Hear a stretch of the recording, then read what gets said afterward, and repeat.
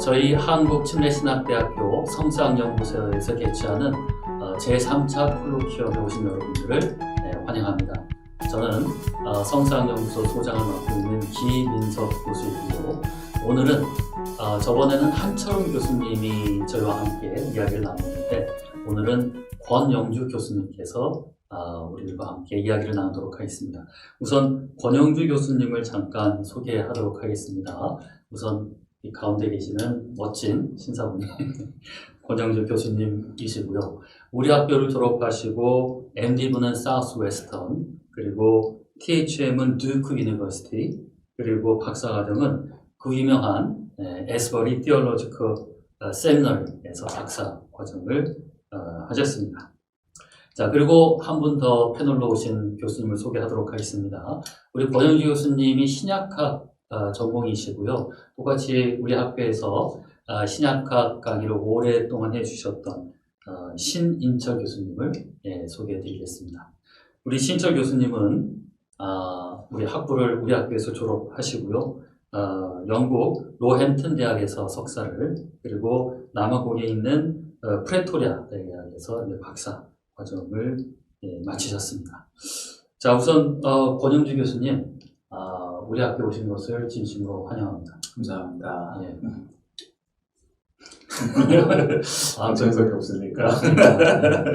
우리 신철 교수님도 바쁘신데 이렇게 함께 패널에 참여해 주셔서 감사드립니다. 예, 굉장히 좋은 시간을 이렇게 초청해 주셔서 감사를 드리고요. 특히나 우리 권영주 교수님 같이 훌륭한 교수님을 논찬할 수 있어서 얼마나 영광이 되는지 모르겠습니다. 자, 저번에도 한철웅 교수님이 요한계시록 전공이기 때문에 요한계시록에서 주로 이야기를 나누었는데요. 우리 권영주 교수님은 듀크 대학에서 바울 신학의 대가이신 리차드 헤이스 교수님 지도 아래, 사실 저는 구약이라 잘 모릅니다. 네. 본인이 그렇게 소개하셨어요. 바울 신학의 대가. 리차드. 우리 신철 교수님 확인해 주실 수 있어요? 예, 신약학이니까 아주 세계적인 학자입니다. 그 아래서 로마서 관련 주제로 이제 논문을 쓰시고, 또 에스버리 신학대학원에서는 이번에도 대가를 만나셨네요. 복음서의 대가 크레이그 키너 교수님 아래서 공간복음 문제로 이제 논문을 쓰셨습니다. 자, 우리 한철웅 교수님에 이어서 같은 시기에 오셨고, 그 당시 우리 총장님이신 김선배 총장님께서 최고의 교수님을 모신다, 그래서 선별이 되셨어요. 소감이 어떠신지? 네, 이 한국침례신학대학교는 이제 최고의 교수님들만 받는다고 해서 왔는데, 맞습니까? 그전 교수님들이 좀 모자라가지고. 야, 이걸 이렇게 하시면 안 되는데. 자, 그리고 이제 최고로 오시기 직전에 오셨던 우리 신철 교수님께서도 이제 복음서 전공이십니다. 특별히 이제 마태복음을 중점적으로 하셔서 특히 이 바쁜 와중에서도 국제 ANHCI급의 중요한 줄줄이 전화에 이제 발표를 하셨는데, 어떻게 그 비결이 있으시다면은 맨날 앓는 소리 하시더라고요. 특별한 비결은 없고요. 하나님의 큰 은혜가 있었다고 일단 생각이 되어지고, 제가 사실은 집에 가는 시간이 좀 늦습니다. 밤 10시 정도에 집에 가게 되고요.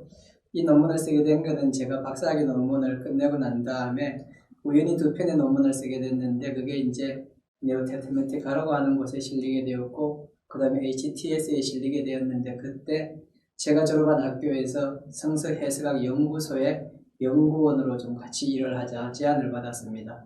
그러면서부터 이제 논문에 관해서 좀 쓰게 되다 보니까 조금 이렇게 논문을 발표한 것 같습니다. 예, 결론은 가정을 버리면 그죠? 근데 제가 옆에서 이렇게 좀 이렇게 보면은, 사실 신철 교수님이 학교에서 아주 중요 보직을 맡고 계시기 때문에 사실 굉장히 바쁘신데, 보니까 이렇게 그 수업 다 마치시고 나서도 이렇게 진짜 10시까지 꼬박꼬박 하시면서 연구 계속하시고, 사실 1년에 한 편씩 이 국제전을 내는 게 쉽지 않잖아요. 근데 정말 존경합니다. 그래서 저도 궁금해서 여쭤봤어요. 그래서 오늘 10시까지 어떻게 학교에 있어요? 집에 가서 설거지하고. 가정을 버렸다고 말씀하는데, 오늘의 주인공은 권영주 교수님입니다. 이쪽으로 초점을 좀 맞춰주시기를 부탁을 드리겠습니다. 예, 미래의 가정을 버리시고. 저는 아내를 사랑합니다.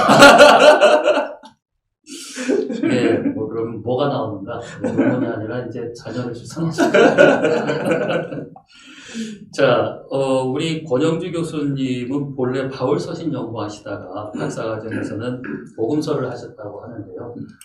그렇게 바꾸게 된 계기가 있으신가요?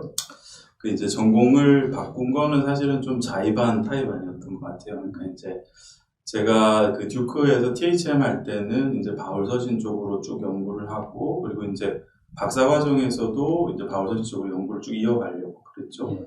그래서 이제 에즈베리에 제가 그 박사과정 입학을 할 때에도 제가 염두에 뒀던 분이 그 바울 신학 쪽으로도 유명하신 그 벤 위더링턴 교수님, 그분을 이제 염두에 두고 했었고, 근데 이제 제가 이게 멘토로 딱 지정을 하려고 하니까 그 시기에 이분이 워낙 그 인기가 좋으셔가지고 학생들에게 그 박사과정생들을 이렇게 받을 수 있는 리밋이 다 찬 거예요. 그래서 제가 그때 굉장히 난감했었는데, 다행인 거는 그래도 그때 그 지금 현재 제 선생님이신 이 크레이그 키너 교수님이 에즈베리 패컬티로 이제 그 합류를 합니다. 그래서 제가 이제 얼른 찾아가서 요즘 제가 로마서로 이렇게 논문을 쓰고 싶으니까 좀 이렇게 멘토가 돼달라. 예. 그렇게 말씀을 드렸는데, 그때 되게 예상치 못한 발언을 하셨어요. 교수님이 그 제 지금 주력 분야가 복음서 장르 문제하고 또 이제 사도행전이니까 그렇죠. 이게 좀 바꿔가지고 좀 연구를 진행하면 어떻겠냐. 고마운 이런 그 초청이면서도 상당히 좀 난감했었어요. 근데 이제 그때 제가 이 선택지가 두 개가 있었습니다. 그러니까 위더링턴 교수님은 아웃이 됐고, 그러니까 바울 쪽으로 저랑 학문적인 관심사가 아주 잘 맞는 그 소장파학자가 한 분 계셨거든요. 프레드 롱 교수님이라고. 그분이랑 연구를 진행하는 게 첫 번째 옵션이었고, 또 다른 거는 이제 그 학문적인 뭐 지명도라든가 이 성씨가 좀 있는 그 키너 교수님하고 이렇게 같이 연구를 진행을 하게 되면은, 이제 그렇게 되면 제가 원했던, 계획했던 바울 서신을 포기를 하고 복음서로 갈아타야 되는 그런 상황이 된 거죠. 어떻게 할까 이렇게 좀 고민을 하다가, 그러니까 이제 그 환경적으로 타의에 의해서 제가 전공을 바꿔야 되는 상황이 됐는데, 제가 이렇게 생각을 해보니까 그래도 키너 교수님이랑 하면 재밌겠다 이런 생각이 들어서 제가 이제 기쁜 마음으로 이제 복음서로 전공을 바꿨고요. 그리고 그 선택에 대해서 지금은 굉장히 만족합니다. 네, 그래서 이제 뭐 바울도 그 공부를 해보고 복음서도 공부를 해보고 이러니까 이렇게 연구하고 가르치고 이럴 수 있는 운신의 폭이 넓어져서 좀 뭐 좋게 생각합니다. 그러니까 우리 이것을 들으시는 학생분들이 한 가지에서 뭔가 팁을 얻어갈 수가 있는 게, 대개는 학생분들이 공부하겠다고 하면 자기는 어떤 분야를 딱 집어서 여기에 대가가 되겠다 이렇게 하시는 경우가 많이 있는데, 사실 그런 경우는 드물어요. 대개는 뭐 장학금이라든가 그런 문제로 팔려가는 경우가 많습니다. 자기가 하고 싶은 거 공부하는 분 많지 않아요. 되게 어느 분야든지 뭐 대학에서 뭐 펀드가 이렇다, 아니면 저 같은 경우도 한큼 주는 장학금 때문에 영국의 만체스터 대학을 이제 가게 되었거든요. 자, 우선 같이 이야기를 나눌 제목을 우리들에게 이제 논문 제목을 주셨는데요. 예전에 출간하셨던 그레코-로만 전기의 장르적 특성에 비추어 본 복음서 해석이다. 그래서 이제 두 편의 논문을 저에게 주셨습니다. 하나는 마태복음, 하나는 마가복음 연구를 하셨는데, 예, 둘 다. 미래 마태복음도 하지. 내 자리를 넘어가고요. 장르는 마가복음만 있는데. 그런데 장르란 말이 나오죠. 일단 저는 뭐 구약이 전공이라 궁금한 것이 있는데, 그래요. 이제 복음서라는 글의 장르가 궁금하기도 했었습니다. 그게 이제 예수님의 전기 같은 글이기도 한데요. 그 당시 이제 주변 세계에 보면은 비슷한 전기가 있을 것 같기도 한데, 어떻게 비교해 보시니까 복음서라는 글은 장르적으로 얼마큼 특징이 있는지. 그쵸. 이제 이게 사실은 이 분야에 대해서, 이 질문에 대해서 이렇게 굉장히 촘촘하게 그 논증을 해놓은 책이 있습니다. 그러니까 리차드 버리지의 그 What are the Gospels? A Comparison with Greco-Roman Biography라고 해서, 그러니까 복음서란 무엇인가? 그 그레코-로만 전기와의 비교라는 책이에요. 이게 상황이 되면 제가 꼭 좀 번역을 하고 싶은 책인데, 그러니까 이 책에서 버리지 교수님이 그 복음서 저작을 기준으로 해서 그 전에 기록된 5편의 전기들과 그 다음에 그 이후에 그 기록된 5편의 전기들 총 10개의 샘플을 가지고 비교 작업을 받는 거예요. 총 4가지 카테고리로 나눠서 비교를 하는데 첫 번째는 이제 도입부 특징, 두 번째는 주제, 세 번째는 내적 특징, 네 번째는 외적 특징. 그리고 이 각각의 카테고리들마다 하부 그 세부 항목들이 또 굉장히 많습니다. 이런 것들을 다 비교해 본 다음에 결론을 내린 게, 이 재밌는 게 리차드 버리지 교수가 원래는 그 복음서는 전기가 아니다라는 거를 증명하기 위해서 원래 연구를 시작했었어요. 그런데 자신이 실제로 리서치를 탄탄하게 해보니까 결론이 복음서는 그레코로만 전기라고 보는 것이 합리적인 결론이다. 이렇게 이제 다다른 거죠. 그래서 결국에는 이제 뭐 좀 장하게 설명을 드렸는데 좀 간단하게 답을 하자면은 그 그레코로만 전기랑 비교했을 때 차이점들이 분명히 존재합니다. 그럼에도 불구하고 이 둘을 같은 장르라고 부를 수 있는 그 충분한 커먼 그라운드, 그러니까 공통점이 많이 발견이 된다는 거예요. 그렇기 때문에 뭐 제 두 논문 같은 경우는 이제 그레코로만 전기라고 이렇게 상정을 하고 그 이후에 이제 논의를 전개하는 거라고 보시면 되겠습니다. 그렇다면 우리 같은 일반 독자들이 복음서를 읽을 때 이것이 그 당시 그레코로만의 전기의 장르구나라고 했을 경우에 우리가 그것을 읽을 때 어떤 유익이 있을까요? 뭐 우리가 그냥 읽기도 하지만 우리가 그냥 읽을 때는 사실은 우리가 자라왔던 신앙적 배경에 따라서 그것의 간섭의 영향을 받을 것 같아요. 특별히 그레코로만이라는 어떤 장르의 특징을 가지고 읽는다고 할 때 어떤 유익이 있을까요? 일단 가장 이제 제가 그 논문에서 다뤘던 내용을 중심으로 조금 이야기를 하자면은, 그러니까 그레코로만 전기의 중요한 특징 중에 하나가 이제 그 한 인물에 집중을 한다라는 거예요. 이거는 이제 타 장르랑 이렇게 비교를 해보면 쉽게 알 수 있습니다. 예를 들어서 그 역사라는 장르 같은 경우도 똑같이 인물을 다룬단 말이죠. 근데 이제 이 역사 같은 경우는 인물을 다루는 방식이 이 전기하고는 조금 달라요. 그러니까 예를 들면은 역사 같은 경우는 기본적으로 사건들을 서술을 하면서 그 사건에 연루된 관계자들을 이렇게 그 짧은 포인트로 이렇게 서술을 한단 말이죠. 근데 전기 같은 경우는 전기에도 물론 다양한 사건들이 등장을 하고 다양한 인물들이 등장을 하지만 그 사건들과 인물들이 사용되는 목적이 분명해요. 뭐냐면은 그 전기의 주인공이 누구인지를 조명하고 부각시키기 위해서. 그러면 이게 복음서 해석에 어떻게 도움이 되느냐? 그러면 이제 우리가 복음서를 읽을 때 복음서에서 교회란 무엇인가, 제자도란 무엇인가, 여러 가지 주제를 뽑아낼 수 있겠죠. 그런데 복음서의 장르에 충실한 해석은 무엇이냐 하면은 우리가 어떤 본문을 보든 간에 이 본문에 나타난 예수님이 누구인가, 그 예수는 어떤 말을 하고 있는가, 어떤 행동을 하고 있는가, 그래서 우리를 어떤 삶으로 초청하고 있는가, 이런 것들을 중심으로 보게 되면은 사실상 자연스럽게 이렇게 기독론적 읽기로 이어진다는 거죠. 그래서 뭘 봐도 예수님이 떠야 된다. 그렇죠, 맞습니다. 네. 그러면은 근접한 복음서를 보시는 신철 교수님도 어떻게 생각하시는지? 저는 뭐 사실은 마태복음을 전공하고 우리 권영주 교수님은 지금 다루고 있는 부분이 마가복음을 중심으로 다루고 있는데 어떻게 보면 굉장히 비슷할 거라고 그런 개념으로 볼 수도 있을 것 같아요. 그리고 저는 사용한 그 해석 방법론이 서사비평을 썼습니다. 서사비평인데 네로톨로지라고 해서 서사 속에 신학이 담겨져 있다는 개념을 가지고 썼는데 그 개념을 가지고 본다고 할지라도 거기에는 이제 주인공이 나타나듯이 우리가 지금 자서전이라고 얘기하는 이 부분에서도 주인공을 다루고 있거든요. 그래서 지금 권영주 교수님의 논문을 보게 되어지면 그 논문에서 중요하게 다루는 게 예수님에게 포커스가 맞춰져 있단 말입니다. 예수님이 주인공으로 그렇게 등장하고 있는데 사실 예수님이 주인공으로 등장한다는 이야기는 신학계에서 굉장히 많이 대두되었고 또 성서신학을 하고 있는 사람들 중에서 진보 성향을 가지고 있는 사람들이 아니면은 다 신학 성경의 주체는 예수님이라고 그렇게 생각을 하고 있습니다. 그런 분야로 생각해 본다고 한다면은 기존에 연구되어졌던 예수님 중심으로 복음서를 보는 것하고 우리 권 교수님이 쓴 논문에서 예수님을 주인공으로 보는 것하고 어떤 차별성이 좀 있어야 되지 않을까. 그 부분을 좀 말씀을 해주시면 좋겠습니다. 굉장히 역시 전공자답게 아주 예리한 질문이신데. 네, 질문이 칼이 없는 그렇죠. 제가 비었어요 지금.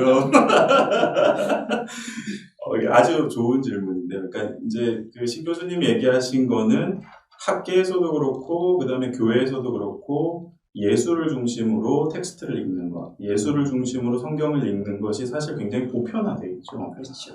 그런데 제가 연구한 것이 어떤 다른 점이 있느냐, 어떤 차별성이 있느냐, 이런 질문을 분명히 하실 수 있을 것 같아요. 그러면 이제 그 질문에 저의 대답은 제가 이렇게 할 수 있을 것 같아요. 그러니까 우리가 산 정상에 올라가는 길은 여러 가지가 있습니다. 라고 답을 할 수 있을 것 같아요. 그러니까 예수를 중심으로 성경을 읽는 것이 산 정상이라고 우리의 목적지라고 생각을 한다면 거기에 갈 수 있는 방법이 여러 가지가 있다는 거예요. 근데 그러니까 예를 들어서 우리가 경험적으로도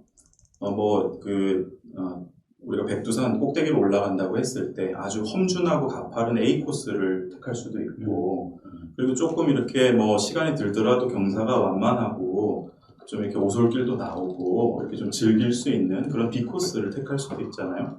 그러니까 이 비유를 이제 우리 문제로 가져와서 이렇게 생각을 해본다라면은 그러니까 예수 중심으로 읽는, 즉 그 소위 기독론적 읽기, 이 기독론적 읽기에 다다르는 데 있어서 지금까지 신학자들이 제시하고 주로 갔던 길은 신학적인 길이었어요. 그러니까 무슨 얘기냐? 그러니까 예수가 구약에서 그토록 기다리던 메시아였고, 이 예수라는 인물 안에서 구약의 많은 예언들이 비로소 성취가 되었기 때문에 우리가 신학적으로 예수님을 중심으로 구약도 읽어야 되고 예수님을 중심으로 신약도 읽어야 되고 그런 맥락에서 복음서도 예수님 중심으로 읽는 게 마땅하다라는 게 기존의 이제 입장이었습니다.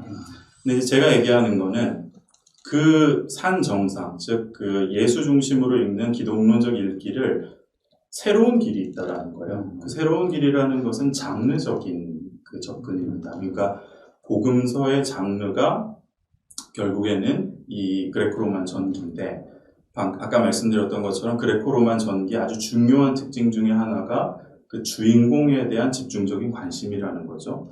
그러니까 이 복음서의 장르라는 자체가 기독론적인 읽기로 자연스럽게 이끈다라는 겁니다.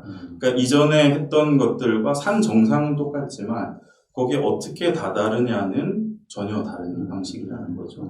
그래서 그런 좀 차이점, 차별성이 있을 것 같습니다. 그래서 이제 목회자적인 질문을 또 좀 해보자면은, 저도 이제 신약 가지고 설교를 많이 하게 됐었어요. 근데 비슷한 본문을 가지고 저는 완전 반대해서 그랬죠. 예수님보다는 쩔쩔매는 제자들이라든가. 이제 예수님이 워낙 중심이시니까 그 주변의 제자들은 좀 우스꽝스럽더라고요. 그래서 이제 이게 조심스럽게 드린 질문인데, 예수님 중심의 바이오그래피다 보니까 주변 인물들은 조금 왜곡이 될 거 아닐까요? 그 점에 대해서 어떻게 생각하세요? 그렇게 보실 수 있는 부분도 있습니다. 그러니까 예를 들어서 똑같은 제자들이, 예를 들면 이제 제자라는 것도 마가복음에서는 굉장히 낮게 평가가 됐는데 마태복음 쪽으로 가면서 그래도 조금 제자가 괜찮아졌어요. 그러니까 그래서 일종의 이런 편집 과정들이 있습니다. 그러니까 어떤 그 작가에 따라서 그 의도를 가지고 약간의 이런 편집 과정들이 주어진 거고 그게 이상한 게 아니에요. 모든 역사가 사실은 관점을 가지고 기술이 되는 겁니다. 완전히 객관적인 역사라는 것은 키메라, 그러니까 우리가 아무리 쫓아도 잡을 수 없는 거라는 허상이라는 거죠. 그래서 분명한 관점을 가지고 썼고, 그리고 우리가 자세하게 이제 주석 작업이란다, 해석 작업을 해보면은 그런 편집 작업이 악의적인 편집이 아니고, 그렇죠. 예수님을 잘 드러내고, 그리고 보다 공정하게 드러내는 그런 편집이라는 것입니다. 그래도 이제 가장 그렇다면 안전한 해석 방법은 역시 그래도 예수 그리스도를 중심으로. 어떻게 보자면은, 늘 뻔하게 예수님 중심 아니었던가라는 얘기를 또 이렇게 학문적으로 돌려서 이야기할까라고 싶지만은, 하지만은 이 장르라든가 문학적 그 배경에 대해서 좀 관심이 있었던 분들은 굉장히 좀 마음속에 든든해질 것 같아요. 말씀드렸듯이 예수 중심으로 보는 것이 그저 그냥 우리가 예수님을 그냥 막 좋아해서 흥분해서 이렇게 읽는 것이 아니라 복음서라는 장르 자체가 그것을 정당화해 주고 있다는 것은 상당히 좋은 교훈인 것 같습니다. 네. 자, 마지막으로 그래도 우리 목회자분들한테 우리 복음서를 읽어나간 목사분들한테 이 장르를 갖고 공부하는 것에 대해서 어떤 의미를 드린다면 간단하게 또 한번 소개해 주시면 감사합니다. 그러니까 질문에 대해서 조금 이렇게 전혀 다른 주제처럼 보이지만 결국은 연결이 될 겁니다. 두 가지 주제를 얘기를 하고 싶은데, 하나는 성육신 사건이에요. 성육신 사건이라는 것은 하나님이셨던 예수님, 하나님으로 존재하는데 아무런 문제가 없었던 예수님이 인간을 구원하고 인간과 새로운 관계를 형성하기 위해서 그 인간의 자리로 낮아지시고 인간의 몸을 입기로 자처하신 사건이잖아요.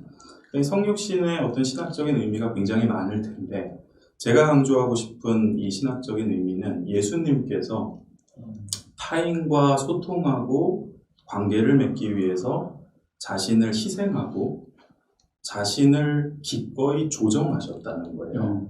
영어로는 어댑테이션이라고 그러죠. 조정을 했다는 겁니다.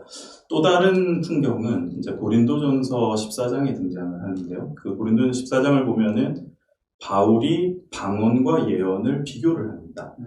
근데 이제 바울이 방언이 좋은 거다, 유익한 거다, 그리고 그것이 개인의 영성 생활에 도움이 된다, 이렇게 이야기를 하면서 동시에 뭐라 그러냐면, 그렇지만 너희는 예언을 하기를 사모하라 라고 이야기를 해요. 근데 그 이유를 들어보니까 방언 같은 경우는 우리가 이제 방언으로 기도를 하면은, 저도 방언을 하는데 하나님과 어떤 그런 어떤 영적인 교제가 깊어지죠.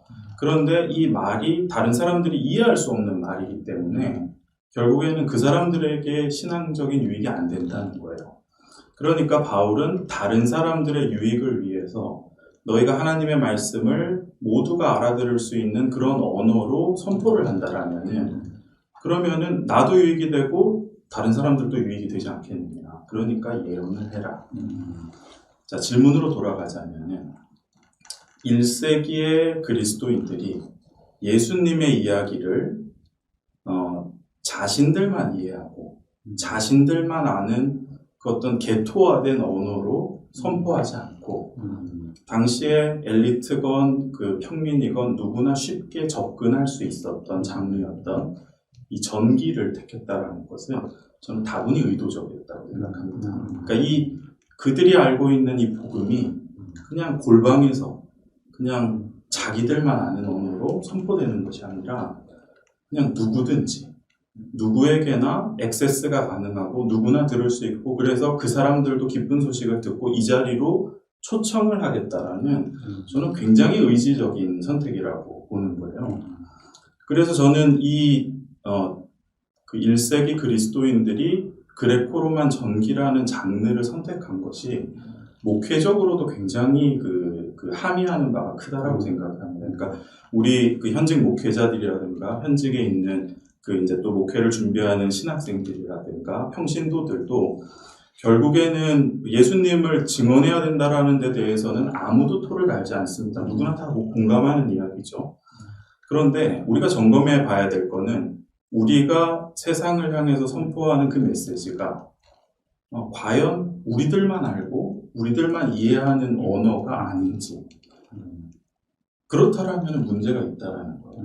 그러니까 그 얘기는 세상이 듣고 싶어하는 메시지만 줘야 된다는 얘기가 아니에요. 그렇게 해서도 안 되고 그럴 필요도 없습니다. 다만 우리가 애초에 아무도 듣지 않는 메시지를 선포하고 있다라면 그거는 문제가 있다는 거죠. 그래서 1세기 이 저자들이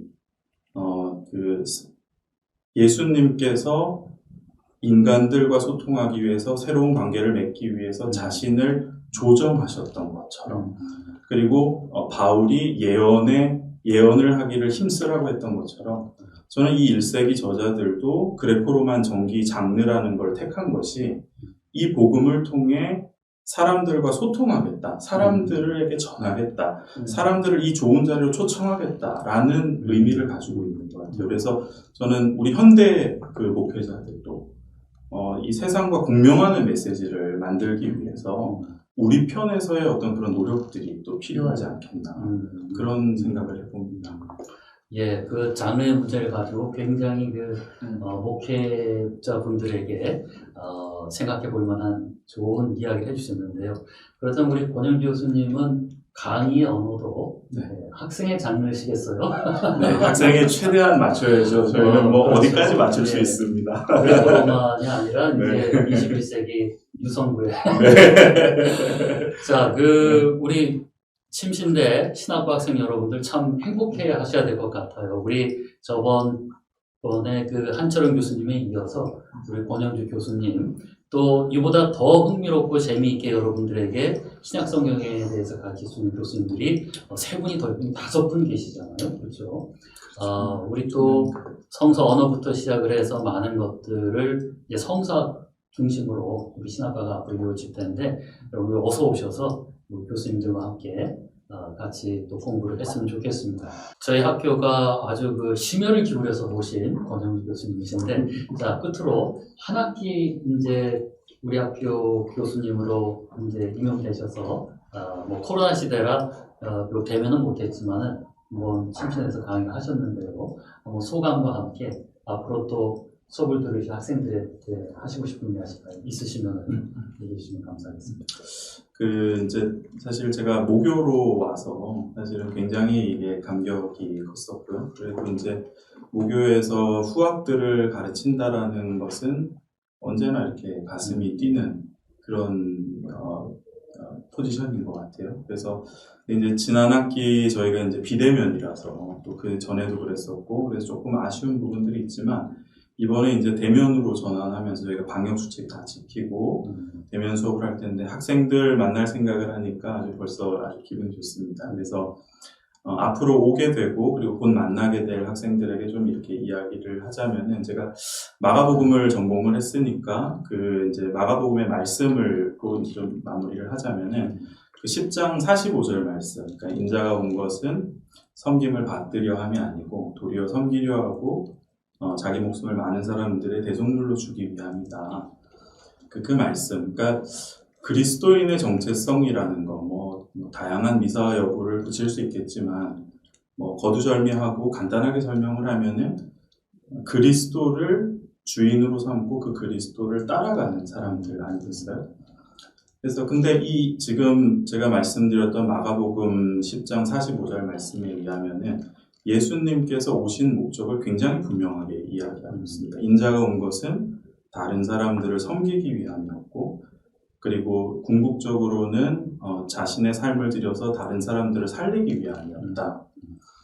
그래서 저는 학생들에게 주고 싶은 이야기는, 우리가 이 삶을 피할 수 없고, 그리고 더 나아가서는 이 삶을 기쁨으로 이렇게 포용하면 좋겠다라는 생각이 들어요. 그래서 미래를 열심히 준비하시고 계획도 하시고 공부도 하시고 준비도 하시지만, 그 모든 것들이 나의 성공을 위한 것이 아니라 다른 사람들을 살리고 다른 사람들을 섬기기 위한 것임을 기억하면 좋겠습니다.